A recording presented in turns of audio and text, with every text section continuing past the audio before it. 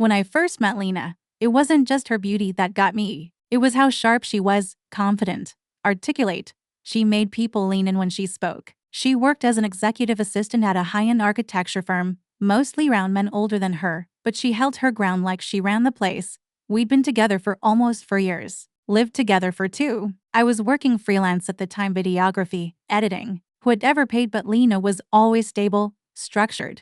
She liked routine, morning meetings, lunch at her desk, coming home with stories about this client meltdown or that printer apocalypse. She called it a zoo run by suits. And then there was him, Mr. Andrews, her boss. She only ever called him Mr. Andrews, even at home, like she was afraid to say his first name. At first, I thought it was just respect. He was in his 50s, one of those silver hair, linen shirt, exudes power types, owned half the real estate on their side of the city. He had that I get what I want because I already have everything energy. I didn't like the guy, but I never said it out loud. Lena used to make fun of him. He calls me his calendar with legs. She'd roll her eyes. If I ever disappear, check his yacht. But over time, something changed. The jokes stopped. Instead of complaining about him, she started defending him. He's under a lot of pressure, she'd say when I poked fun. You don't get to that level by being soft. I remember the first time it hit me something was off. It was a Friday night. She was getting ready for a company dinner, some fundraiser at a hotel downtown. She wore this deep navy blue dress I hadn't seen before, tight at the waist,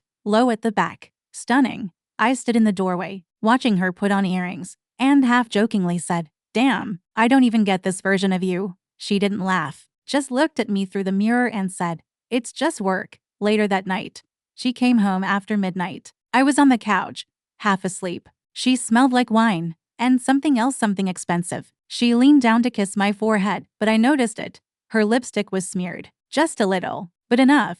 "Good night, babe," she whispered. I stared at the ceiling long after she went to bed. From then on, there were more late nights, more unreturned texts, more weekends volunteering for events with Mr. Andrews' private clients. She started wearing heels to the office again, something she used to hate. She laughed softer, smiled less, and when I'd ask what was up, she'd brush me off with, "Don't be paranoid." The worst part? I wasn't paranoid. I was paying attention. Then one day, I stopped by her office to surprise her, brought lunch, something we hadn't done in months. Her receptionist smiled politely and let me in.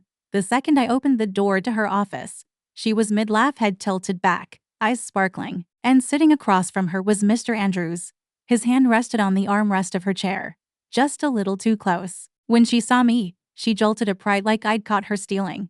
I looked at him. He looked at me. Then he said, "You must be Dane, right?" Nobody at her office knew my name, except her. He stood and extended his hand. "Lena talks about you all the time." I shook his hand. His grip was firm, practiced, powerful, but I wasn't listening to him. I was listening to her. How she said yes, sir, when he told her to email him later. How she dropped her eyes when he spoke. Sir. At work. He was sir. At home. I was babe. Something about that broke me a little. And I hadn't even checked her phone yet. 3 days after that office visit, I still hadn't said anything. I kept smiling, kept asking about her day, kept pretending everything was fine. But something had shifted inside me. I didn't know what I was looking for exactly. I just knew I wasn't being told the truth. The night I checked her phone, it wasn't planned. She had fallen asleep on the couch, wrapped in a throw blanket. Netflix asking, "Are you still watching?" On the screen. Her phone buzzed once, then again. I hesitated. She never used to get messages this late. Never. I told myself I was overthinking. Told myself I'd just glance. But I didn't just glance. The first message preview said, "Let's keep it quiet. Don't make me regret this." It was from a number not saved in her contacts. But when I opened the full message thread, the truth was spelled out in plain language hidden in the archive section. The number belonged to him, Mr. Andrews. Him. That dress last week. Still thinking about it. Her. You always say that. Him, because it's always true. Her. Don't get used to it. You're spoiled already. Him. Come by Tuesday, after the walkthrough, just for a bit. Her. You mean another mentoring session? Him. You know I hate that word. This isn't about career advice.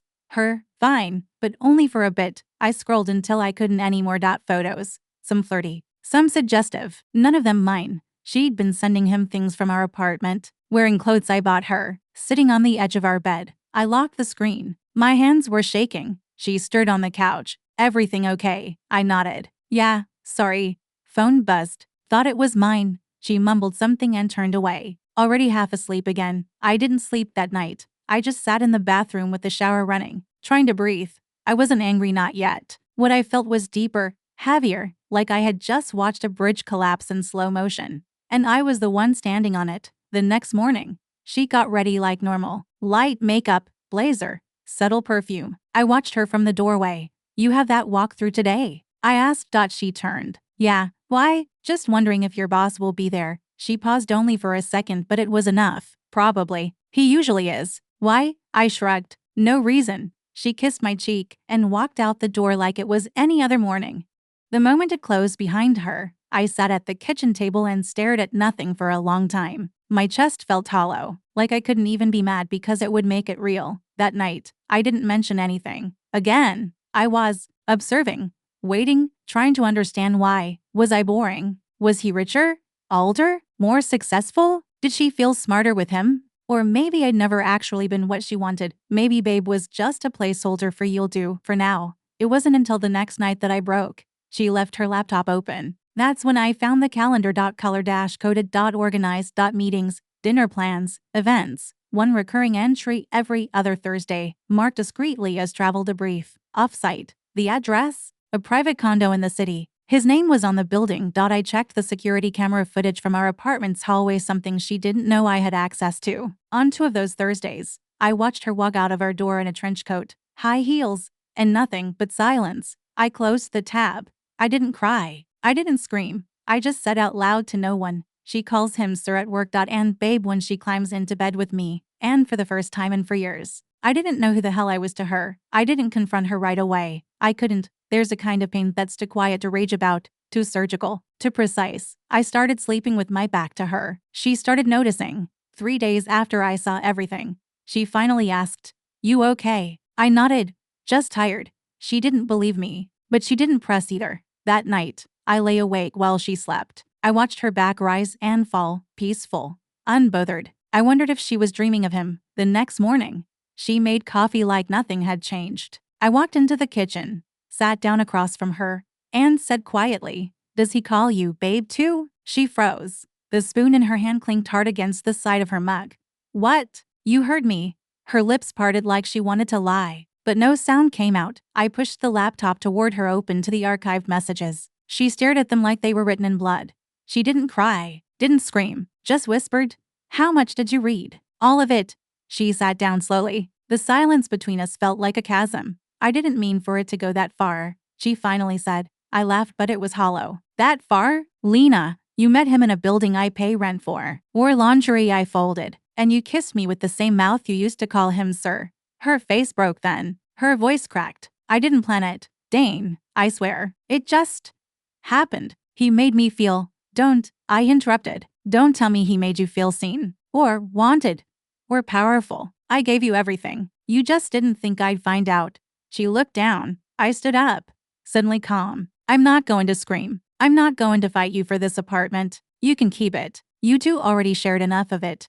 Her eyes widened. "Wait, what are you saying?" "I'm saying I'm leaving." "Just like that?" "Not just like that," I said. "I stayed 3 days longer than I should have." She stood and reached for me, but I stepped back. "You called him sir, but you let me believe I was your man. That's not a mistake, Lena. That's a choice." Tears fell then, fast and messy. "I never stopped loving you." "Yeah," I said, "but you stopped respecting me. And that's worse." I packed that night. Didn't take much, just a suitcase, my camera gear, a jacket. She sat on the couch, knees pulled to her chest, eyes following me like a ghost. As I opened the door, she said, "Please don't let this be the end." I paused, looked back. "You ended it the moment you gave him what was mine." Then I left. It's been 6 months now. She's reached out. A lot. First to explain, then to apologize, then to say nothing.